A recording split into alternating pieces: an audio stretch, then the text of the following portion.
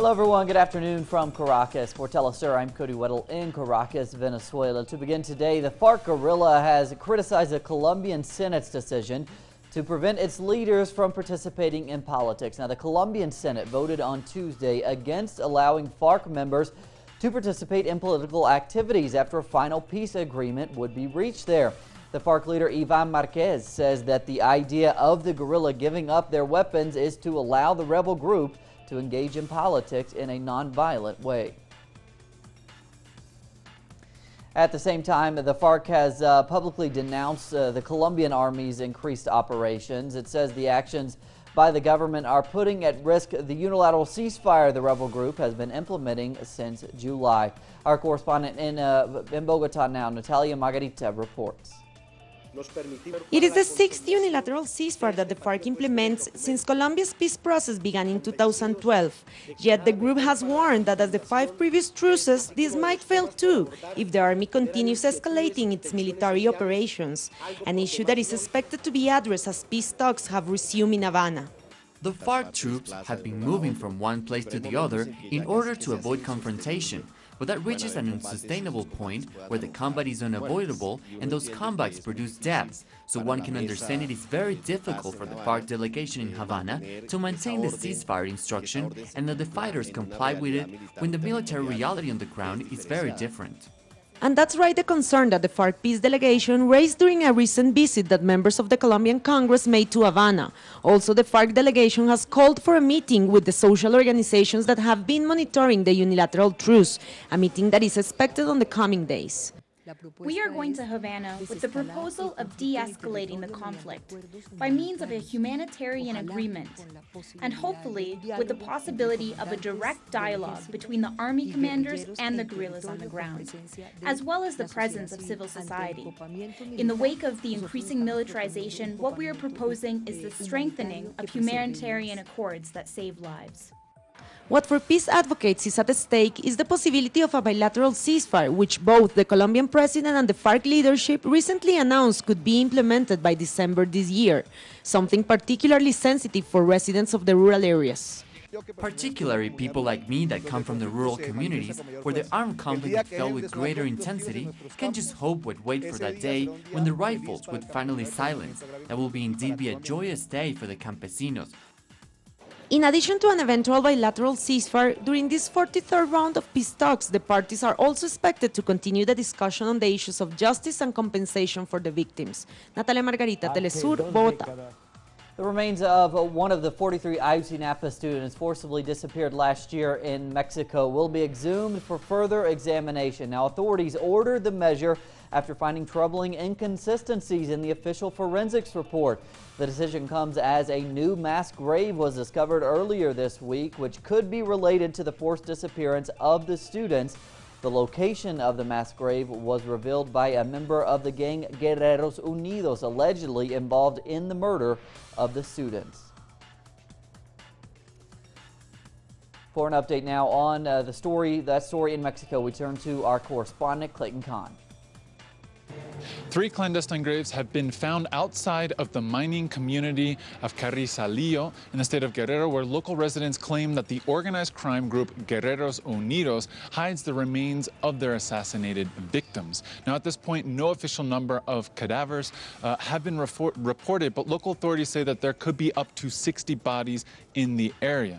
Now, the discovery came after residents in the town confronted who they argue are corrupt local police, as well as members of the crime group, one of which who confessed to the location of the graves. Now, the residents say that the town was a hideout for Guerreros Unidos, their members, after the forced disappearance of the 43 Ayotzinapa students, and they claim that the remains of those students could be in the clandestine graves. However, at this point, it is just speculation. Now, federal authorities have sent forensics teams and large-scale police operation to the conflicted region, where they will carry out analysis of the graves and take out the human remains. It is also important to note that the town Carrizalillo is home to one of the largest gold-producing mines in Mexico, owned by the Canadian Gold Core Mining Company. This is Clayton Kahn reporting for Telesur here in Mexico City.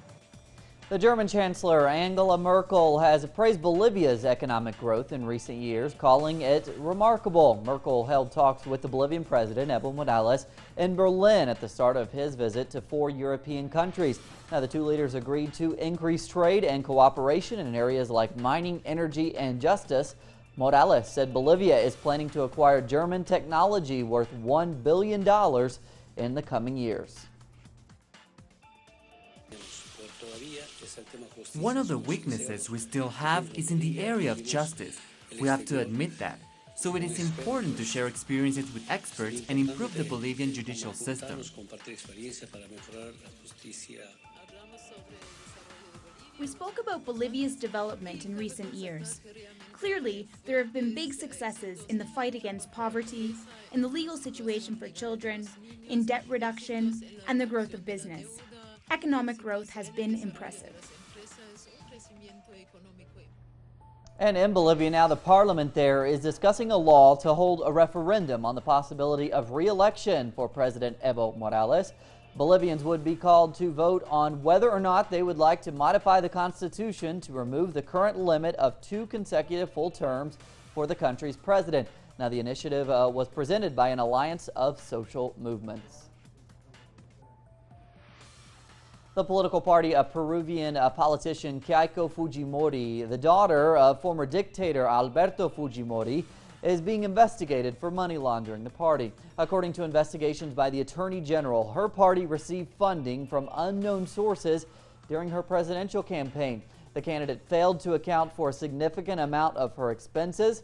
The large sums of money were used for Fujimori's travels and rallies during the 2011 presidential campaign. An impeachment case against the head of the Brazilian lower house for corruption is about to get underway in Brasilia. On Tuesday, the Ethics Council of the Brazilian Congress appointed a rapporteur to evaluate the accusations against Eduardo Cunha, who has been leading efforts to impeach President Dilma Rousseff. The Attorney General has accused Cunha of receiving money from the state-controlled oil company, Petrobras, in the corruption scandal known as Lava Jato. Scientists and researchers in Argentina have come together in rejection of presidential candidate Mauricio Macri. For an explanation why now, here's our correspondent Laureano Ponce.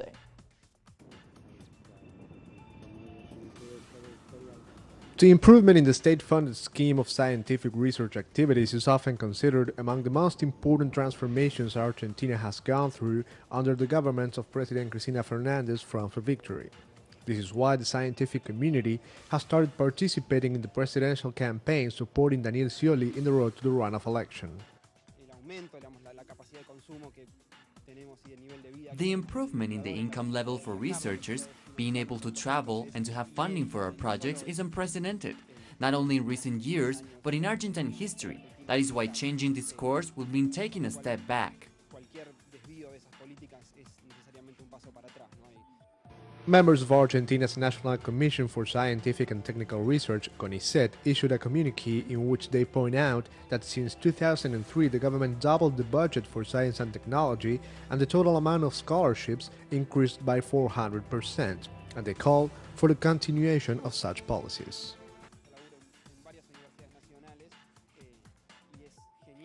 I teach in several public universities, and it is great to see kids that 10 years ago would not have been able to go to college, and today they can dream about career, about becoming researchers and reaching a PhD. Kids that 10 years ago would be attending protests, I have no doubt about it.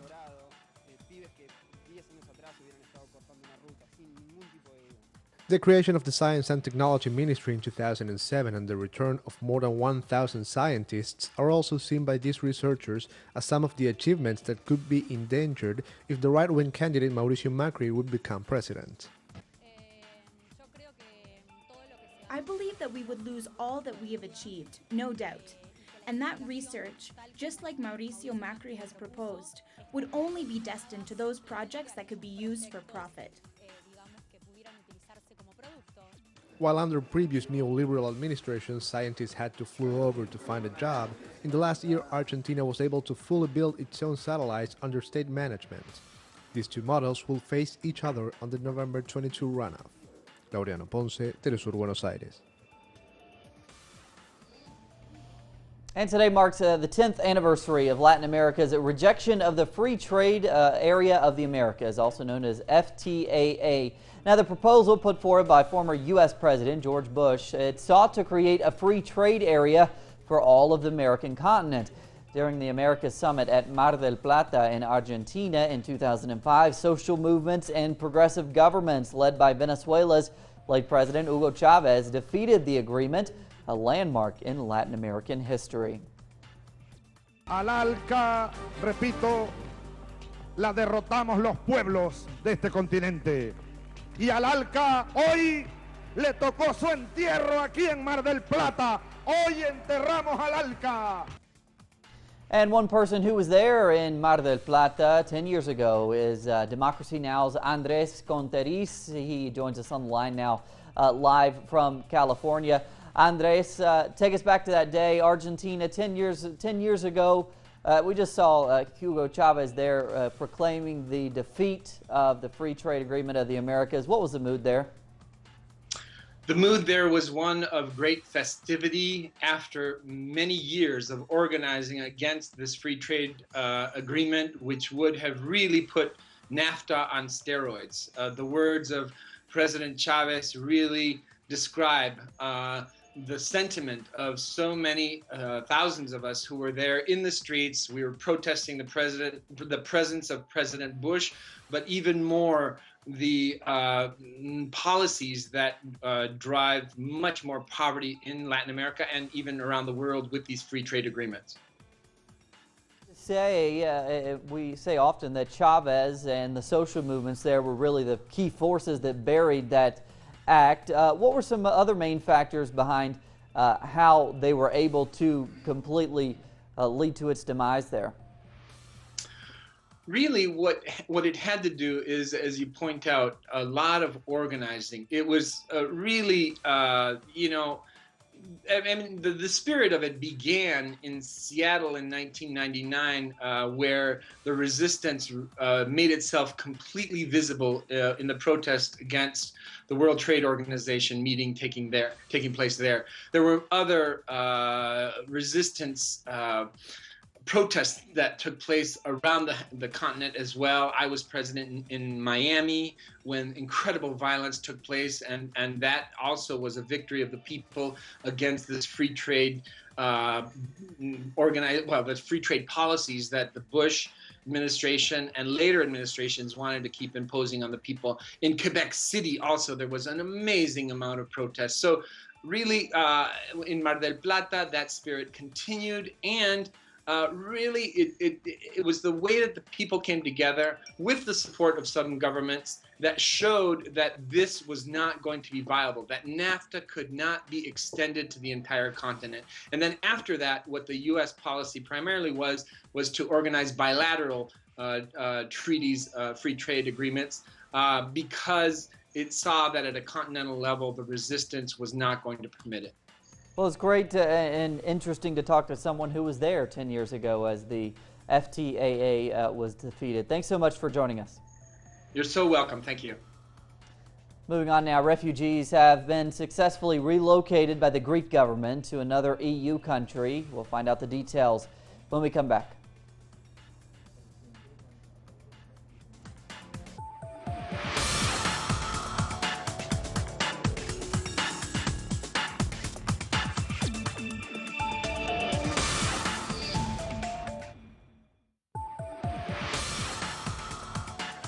Information has emerged from the wreckage of Metrojet Flight 9268, prompting more speculation about whether the plane was attacked mid-air.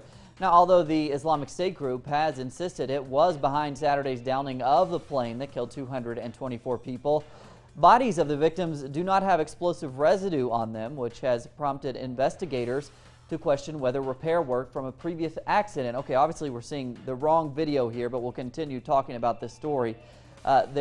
They don't know if that's the cause of the crash. Some have complained about the mechanical condition of the plane, but officials have said all its inspectors were in order. There we see that video now.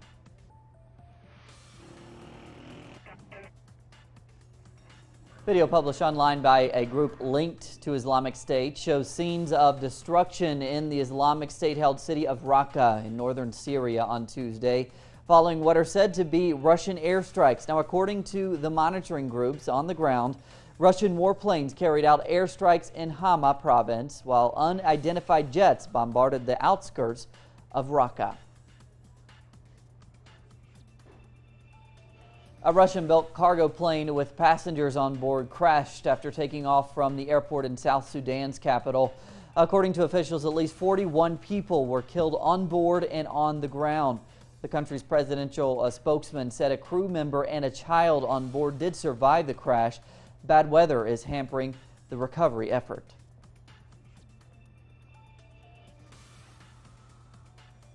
Suspected Abu Sayyaf gunmen have demanded more than $21 million for two Canadians and a Norwegian they are holding in the jungles of the southern Philippines. Now, the group's demands were made through a video that was posted on Twitter. The Philippine police said it would not negotiate with the militants. Palestinian youth are continuing their protests against Israeli occupation forces. Our Gaza correspondent Noor Harazin now with an update. Clashes between Palestinians and Israeli soldiers in the West Bank continue for the second month in a row, marking the third Palestinian intifada against the Israeli occupation. Today we got news that there was a new Israeli attack on Palestinians where they at least killed a Palestinian and injured four other. Palestinian youth in the West Bank continue protesting and organizing sit-in protests around the borders and checkpoints with the Israeli side. Here in the Gaza, the situation is still calm. However, the people in Gaza are getting ready for next Friday to march to the borders and start showing solidarity with their fellow brothers and sisters in the West Bank and the clash with the Israeli side. However, we could say that the situation is calm in the Palestinian territories comparing to what was happening in the past few weeks. The Romanian Prime Minister Victor Ponta has resigned after mounting pressure and protests. Now, his resignation comes after around 20,000 people gathered in Bucharest demanding that Ponta step down. Outrage is mounted after a fire killed 32 people in a nightclub earlier this week. Protesters blame the government for corrupt practices that allowed the nightclub to function despite not meeting basic safety requirements. Greece has begun implementing the new plan agreed to by the European Union to tackle the refugee crisis through a quota system.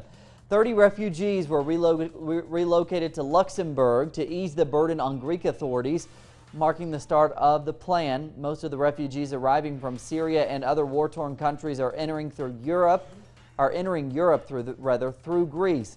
European authorities praised the beginning of the plan. Let's not forget about what we are speaking. The refugee crisis is first of all a crisis of the refugees.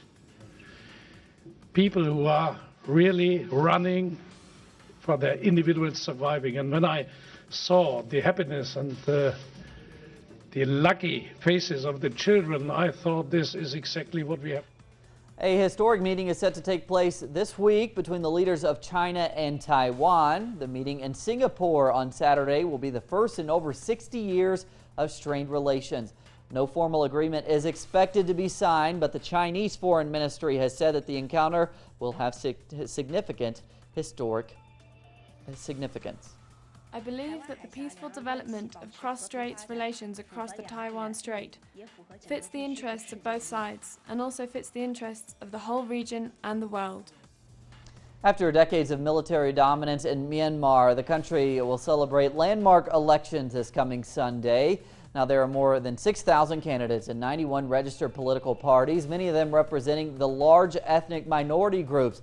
However, the frontrunners are the ruling Union Solidarity and Development Party and the National League for Democracy. Electoral observers have highlighted a more transparent atmosphere than in previous polls. Of transparency compared to a few years ago, and the commitment that we have from the Election Commission that we will have open access is very encouraging. So we will see what happens on Election Day. Shares of Japan's postal service and its banking and insurance units surged on their stock market debut in Tokyo after a triple initial public offering raised $12 billion. The offering was the biggest in the world this year and the largest since Alibaba's record $25 billion deal in 2014. Now, the bulk of proceeds from selling shares in the government-owned organization are earmarked for reconstruction efforts after Japan's 2011 quake tsunami disaster. One of Indonesia's busiest airports has been closed, causing hundreds of flights to be canceled. Authorities said that Bali Airport had to be closed due to ash spewed by a volcano on a nearby island. The airport will remain closed until Thursday and will be reopened after evaluating the situation.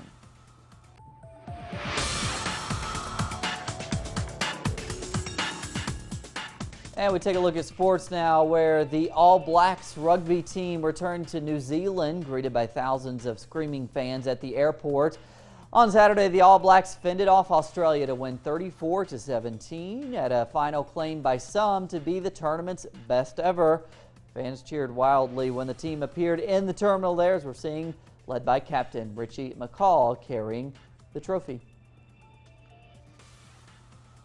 Rome's latest privately funded restoration to one of its prized landmarks has been revealed to the public. The Trevi Fountain, for the first time in over a year, has been restored to its previous glory, thanks in part to Italian fashion house Fendi, who donated the much-needed funds for the work.